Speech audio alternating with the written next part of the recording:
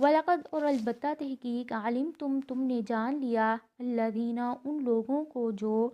اعتدوا حد سے تجاوز کرنے والے ہیں منکم تم میں سے فی السبت ہفتے کے دن میں فقلنا پھر ہم نے کہا لہم ان کے لیے کونوا تم ہو جاؤ قردۃ بندر خاسئین ذلیل و خوار۔ اس آیت میں حضرت ابن عباس جو ہیں اس آیت کی تفسیر میں بیان کرتے ہیں کہ یہ جو قوم تھی جنہوں نے ہفتے کے دن نافرمانی کی تھی، اللہ تعالیٰ نے ان کو ہفتے کے دن مچھلیاں پکڑنے سے منع کیا تھا، لیکن یہ منع نہیں ہوئے تھے تو اللہ تعالیٰ نے اس قوم کو 3 دن کے لیے جو تھا وہ بندروں کی